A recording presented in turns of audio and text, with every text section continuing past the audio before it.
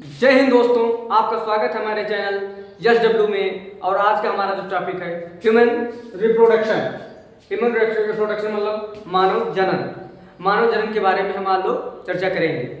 तो इसका पहला टॉपिक क्या होता है? पहला टॉपिक होता है ह्यूमन रिप्रोडक्शन। रिप्रोडक्शन का मतलब होता है री प्लस प्रोड्यूस, यानी क्या होता है कंटिन्यूटी ऑफ जनरेशन, यानी टू प्रोड्यूस ऑफ स्प्रिंग, यानी कंटिन्यूटी ऑफ जनरेशन, यानी अपनी जनरेशन को बरकरार रखने के लिए, बनाए रखने के लिए, अपनी जनरेशन को हमेशा पीढ़ी दर पीढ़ी बढ़ाने के लिए जो प्रोसेस होता है उसे क्या कहते हैं? रिप्रोडक्शन कहते हैं। रिप्रोडक्शन क्या होता है? ह्यूमन रिप्रोडक्शन मतलब होता है इसमें बेबी पेरेंट्स भी होते हैं, यानी कि क्या होता है कि ये बच्चे उत्पन्न करने में भी सक्षम होते हैं, यानी directly give birth to young one, यानी बच्चे भी न्यू बेबी को जन्म भी दे सकते हैं। और फिर हमारा तीसरा टॉपिक है सेक्सुअल रिप्रोडक्शन। इसमें सेक्सुअल रिप्रोडक्शन भी पाया जाता है जो गैमीट फॉर्मेशन में उपयोगी होता है। आप इसका स्क्रीनशॉट ले लीजिए, इसके आगे हम आपको पढ़ाते हैं।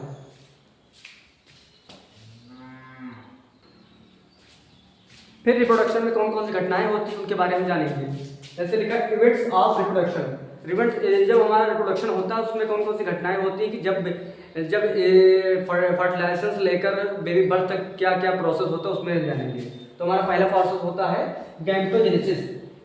तो गैमेटोजेनेसिस के अंदर क्या आता है कि process of formation of gamete, यानी इसमें क्या होता है कि गैमेट का फॉर्मेशन होता है। और गैमेट फॉर्मेशन किस तरह होता है? अगर मेल है तो मेल में होगा ये मेल का चिन्ह है, और मेल का होगा स्पर्मेटोजेनेसिस होता है, और फीमेल में क्या होता है? oogenesis होता है। फिर हमारा दूसरा टॉपिक है, दूसरा प्रोसेस है इंसेमिनेशन।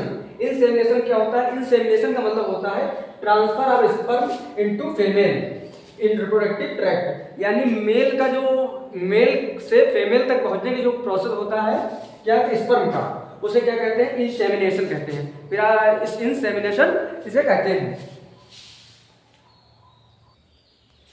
फिर इसके बाद होता है फर्टिलाइजेशन। तीसरा पॉइंट है फर्टिलाइजेशन। फर्टिलाइजेशन के अंतर्गत क्या होता है? Fusion of gamete to form zygote, यानी इसमें क्या होता है कि जायगोट जो गैमेट होते हैं आपस में फ्यूज हो जाते हैं और क्या बना लेते हैं? जायगोट का निर्माण कर लेते हैं। फिर हमारा चौथा पॉइंट है इम्प्लांटेशन।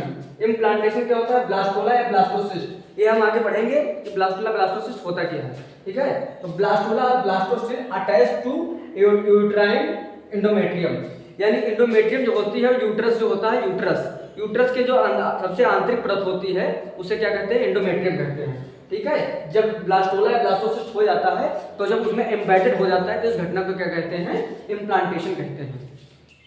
इम्प्लांटेशन की प्रक्रिया बहुत ही इंपॉर्टेंट होती है। फिर हमारा फिफ्थ पॉइंट होता है जेस्टेशन।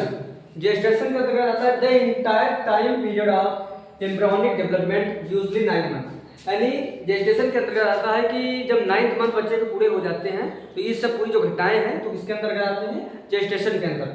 हमारा 6th पॉइंट है इवेंट्स ऑफ रिप्रोडक्शन का पार्चुरेशन।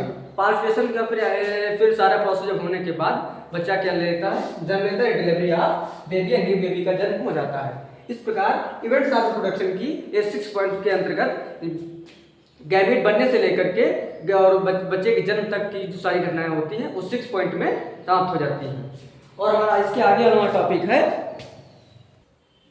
फिर अगला टॉपिक हमारा है differences in events between male and female reproductive events, यानी जो डिफरेंसेस ऑफ मेल और फीमेल में क्या होता है कि कौन कौन सी सीमाएं होती हैं कि वो कब तक बच्चे पैदा कर सकते हैं या कितनी अवधि के बाद वो बच्चे पैदा करने में असमर्थ होते हैं।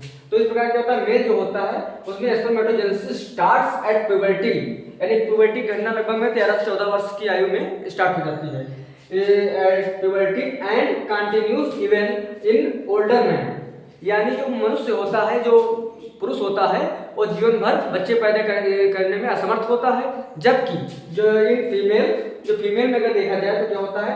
oogenesis starts in embryonic life, जब एम्ब्रियोनिक लाइफ जो उसमें बच्चे गर्भ धारण की संभावना बनने लगती है तब से लेकर and stop at menstrual menopause 15 years old age, यानी कि लगभग में वो 50 वर्ष की अवस्था पे आते आते जो स्त्रियां होती हैं वो बच्चे का पैदा करने में असमर्थ होती हैं, यानी उसमें मेंस्ट्रुअल साइकिल क्या होता है? स्टॉप हो जाए। आगे आएगा मेंस्ट्रुअल साइकिल के बारे में बताएंगे। मेंस्ट्रुअल साइकिल जब समाप्त हो जाता है तो उनमें क्या होती है, गर्भधारण की संभावना नहीं बन पाती है। इस और जो पुरुषों में अगर देखा जाए तो पुरुषों में क्या होता है कि वो जीवन भर यानी वृद्धावस्था तक क्या बच्चे पैदा करने में समर्थ होते हैं। अब इन दोनों में यही एक अंतर पाया गया है, अंतर होता है और बहुत सारे अंतर हैं इसके।